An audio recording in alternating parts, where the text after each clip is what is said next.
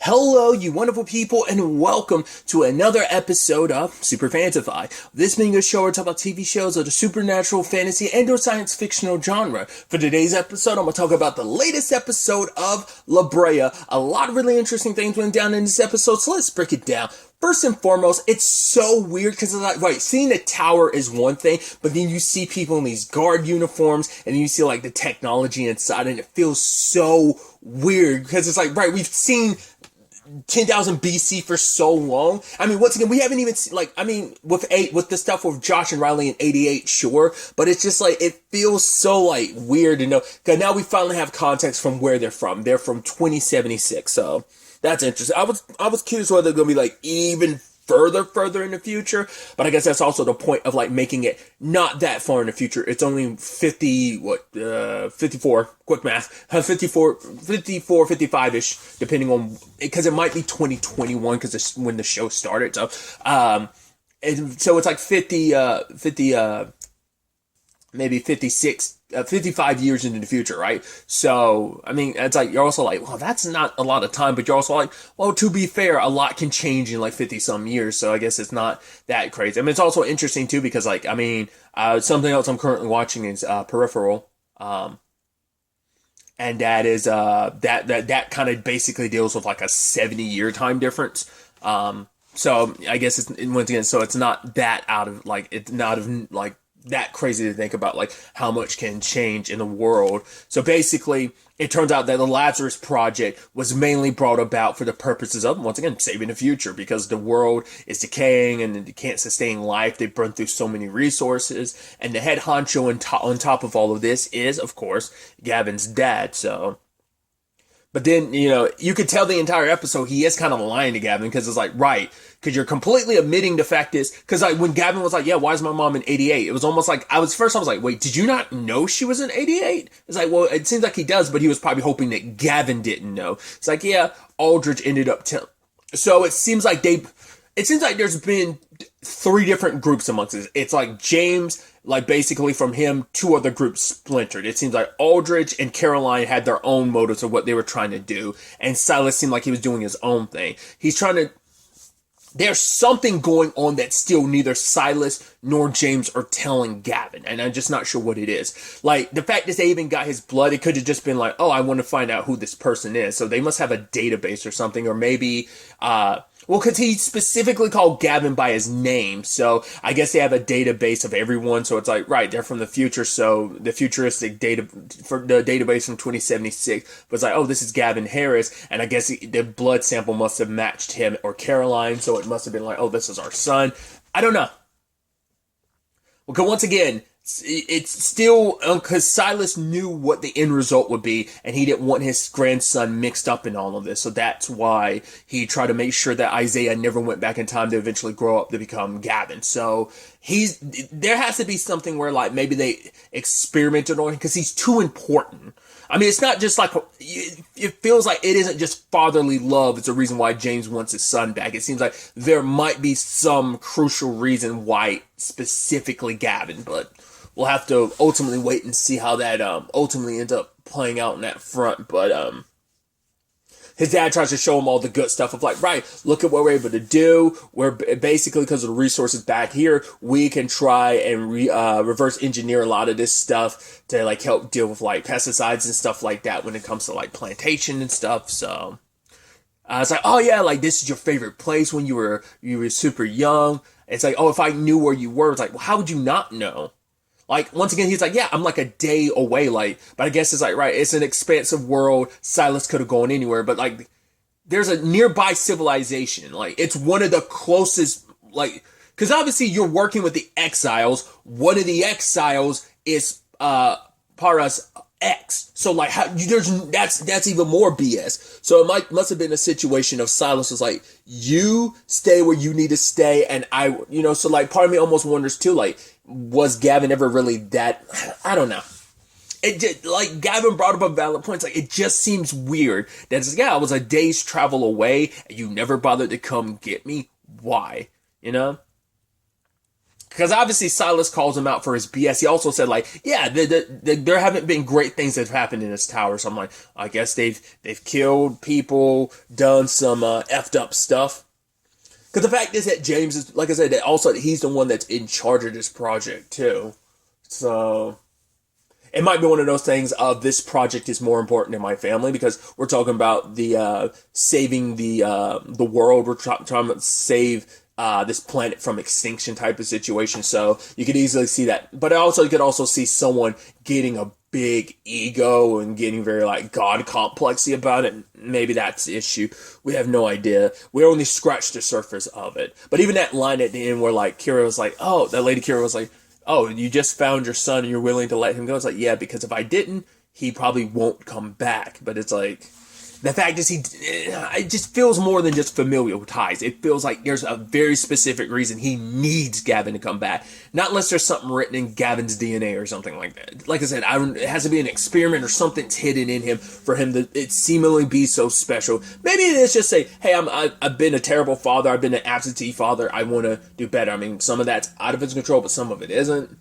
You know, because it's also like you have access to time travel. Why didn't you ever utilize that? Especially because he was trying to lie, being like, oh, this portal only goes to 2076. It's like, well, why would Aldrich lie about that? It's like, oh, she didn't. He's the one that's lying because he's hiding the fact is, oh, he's like, oh, if I told you it could go back to 1988, I didn't want to take the chance I'd lose you again. It's like, no, there's something else.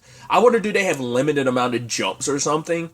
I feel like that would have come up and like, right, we only have so many jumps and you let him use one.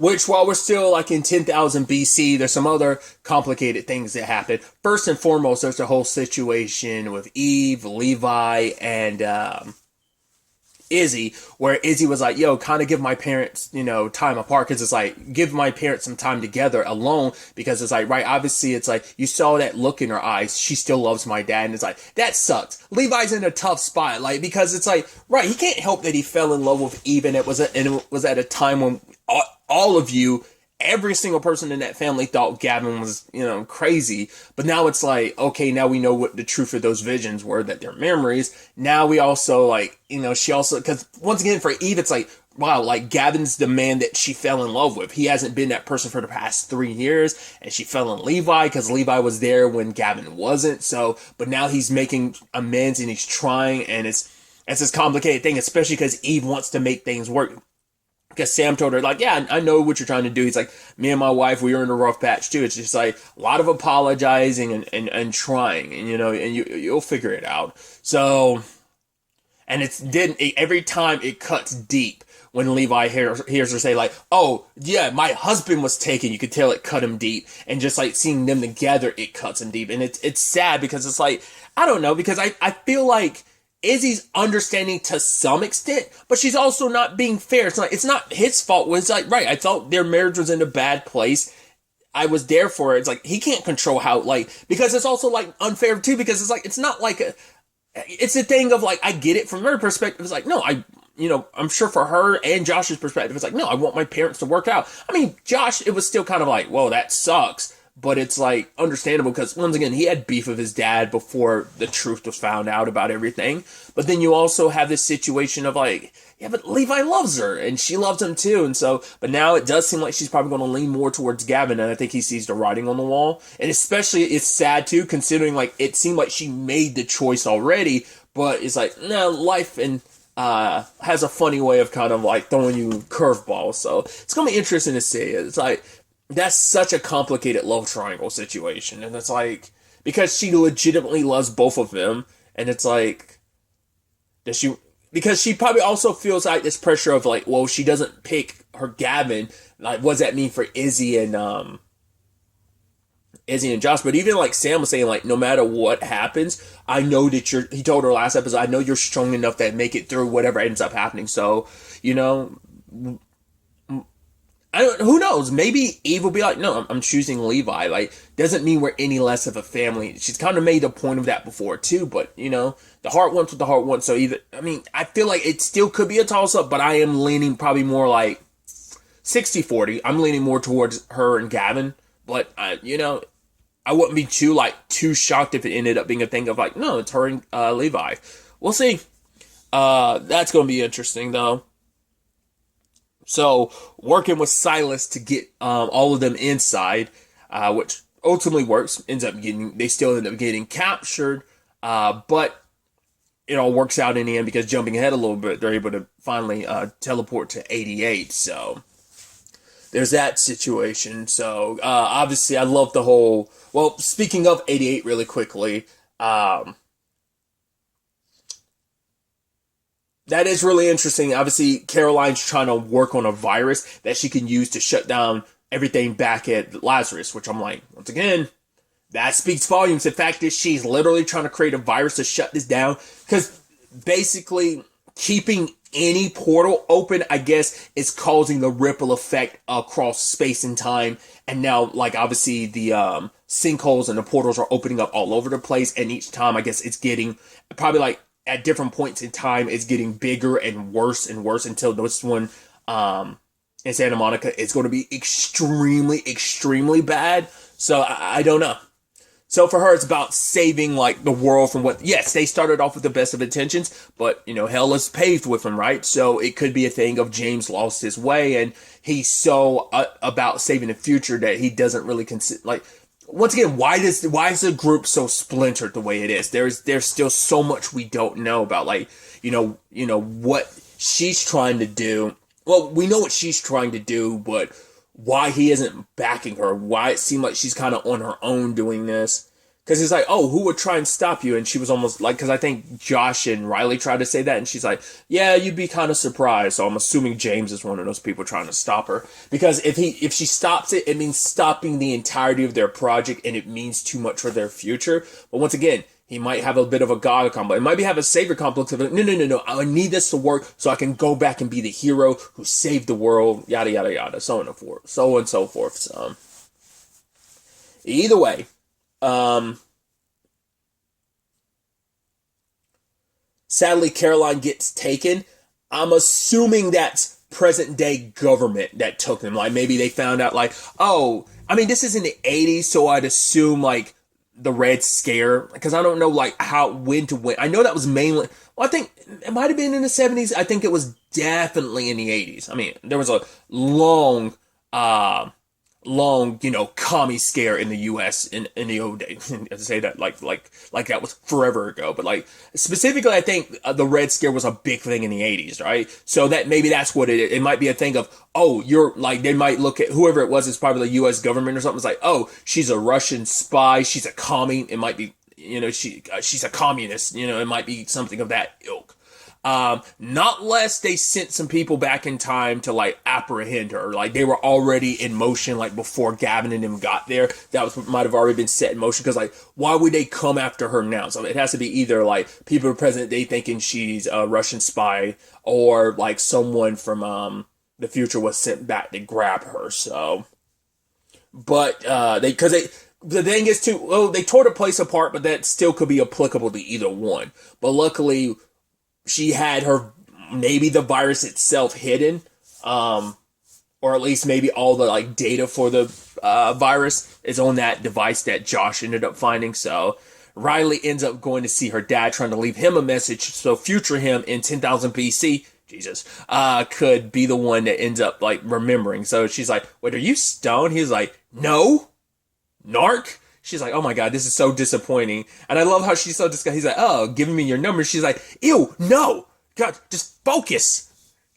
It's like, yeah, you know that situation where you're stuck back in the past and your dad is kind of hitting on you, asking for your number. You're like, ew, girls, no, ugh. And seeing that side of your dad, especially because her dad's a military guy. It's like, yeah, this is a guy who, I mean, for one, he's older. This is him when he's younger, just kind of living his life. And it's like, yeah, your dad's older. He's figured it out. It's like, once again, it's that thing of people kind of forget that their parents were human at one point in time. No one ever wants to like think about like who their parents were at that, like when they were younger. It's like, I mean, she doesn't know, like maybe her dad was a little bit of a, the term didn't exist yet, but maybe her dad was a little bit of a fuckboy back in the day or something. You never know. But she was able to get the message on, which made him go like, right, they're waiting for us at Santa Monica Pier. Yeah, like he remembers the memory, and he, it's the interesting thing of like, whoa, I recognize it as a new memory. Like I definitely didn't have this before, and also it's like, right, I met this woman. It's like, holy crap, that was Riley. So It's interesting how that worked out. Some other elements in 10,000 BC is the whole situation with Lucas. He got hit with, I think, one of those, wasn't it like a baton or something? It looked like it was like an electrical baton that, like, I guess it's like an infection or something, because it does almost look like, it's not a one-to-one, but it almost looks like someone who gets struck by lightning. It's the way that like the way those markings are on somebody's body. It kind of resembles that. So you have Scott trying to save Lucas, but he's like, no, you get to that portal, you do what you got to do, just leave me behind. Like, because now it's like, cool, we've seen this before, and those people in it, at least, one body we've seen was super dead. I was like, right, because we never did like find out like what exactly caused that. I completely forgot about that till Scott pointed it out. And I do like that they gave that refresher, because like, yeah, never found out what actually, because I forgot who it was at the time. Like, I think Lily at the time, like, saw someone over the body. Didn't they think, like, Veronica did it or something? I forgot who they thought did it at the time, because someone was, like, nearby at the time. So, either way. But now it's like, right, Lucas is like, I'm going to be stupid and I'm going to help you out. So, ends up taking him back to Cleary, which I love this whole thing of Judah being like, hey, I was like, wait, also, is this the first time? Because they made a joke of it. He was like, I'm Judah, if you didn't know. I'm like, I don't think we've ever known your name. Maybe we did, but it comes up. I feel like we've probably heard your name like one time before. I was like, dude, I don't remember that guy's name. But I love that him being like, hey, you might all be wondering where all the capable people went, which I'm like, that's kind of a meta joke of just like, yeah, you might be asking where most of the main cast went. Well, they're all going to 88 saving themselves. He's like, but no, don't worry. We have a capable leader here. Me. And just everyone was like, yeah, and walks away. I'm like, oh, no respect. And apparently he's handing out chocolate later on to prove that he's a good leader or something like that. I love it. That's so good. When Scott was initially like, oh, we're going to like put like a tourniquet on it or something like that. Obviously it was like to stop the spread of the infection. I thought we were going full Walking Dead here, where it's like, oh, you stop the spread of the infection, Herschel? All right. Chop goes your leg. I thought that's where we were going, but it's like, well, they can't actually do that. For one, their medical person with all the medical training isn't here right now, Sam, but also it's like, they don't have what they need to like take care of an amputation like that. There's no like, so that's where you kind of get to that territory too. So it's like, there's no like medical supplies there to really kind of help stopping him from dying from an infection later on, or then to be able to like they'd have to like heat something up to cauterize the wound, plus like give him antibiotics to like stop any infection, because he would sure as hell get an infection here and now. I mean, because that's what ended up happening to Josh. So I don't know. But luckily, he's kind of hanging in there. And Veronica was like, oh, I thought we were friends and you were just going to leave without saying anything. And I was like, oh, friends? I was like, no, it definitely looks like it's more than that. And Scott kind of points that out later on. He's like, no, she said we're friends. He's like, dude, I'm very good at examining people. He's like, if you want to be a good person, I will warn you. He's like, whoa, that's a baby roof. It's like, yo, you'll get this after you've learned your lesson.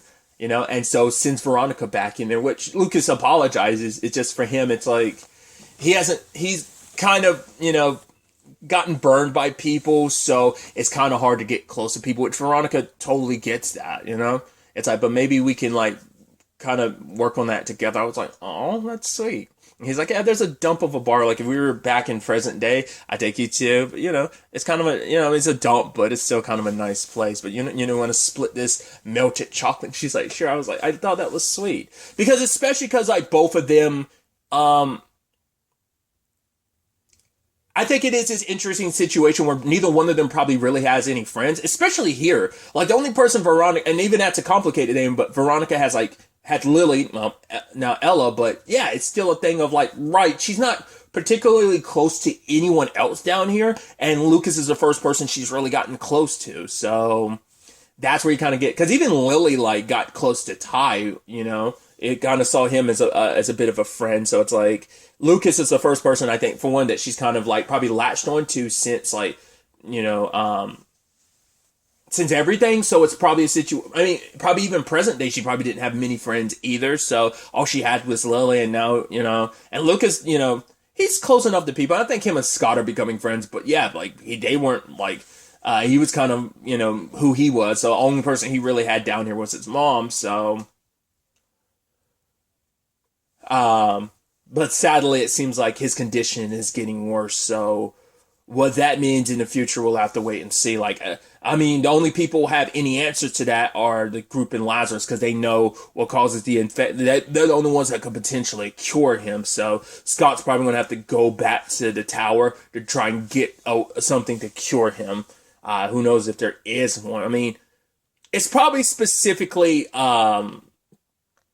derived from like some wildlife here is probably what that poison is, and they just like they've been able to weaponize it, so that's probably what that comes down to. So they probably definitely, well, just because you're messing with something like that, you definitely have to have a cure, a remedy on hand just in case someone else gets accidentally, so I think they will have something. Hopefully Scott can get it in time, because it's like, no, like it's especially because Scott was trying to make a point that like, right, you don't have to like to be a good person, you don't have to have a big hero moment, because he was willing to sacrifice himself because it's his way to kind of make up for the past, and also his promise to his mom to like try and be, do better, So that's what this is kind of all about. But Scott's like, no, you just have to be kind of a decent person in the long run, and that you don't have to do some big heroic thing to, make up for the past. So especially when Lucas is on his way to redemption. I mean, he's already proved going on his way to redemption, so I don't.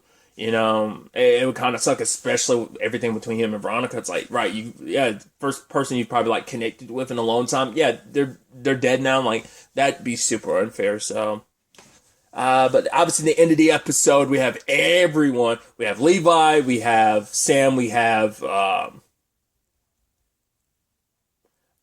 Gavin, Izzy, and Eve all in 1988 reuniting with Riley and Josh. Now it's like, cool. Now there's a sinkhole happening, but we know how to stop it. So, and you would assume that would also kind of involve some rescue attempt of Caroline as well, because it's like, well, she's the one who knows what's going on. She's the one that could like help with the virus thing. So we'll ultimately have to wait and see where all of this ends up taking us going forward into the next episode. But really, that's all I want to talk about. Till the next time we meet, be happy, be safe, live life to the fullest, and enjoy it. Good day and goodbye.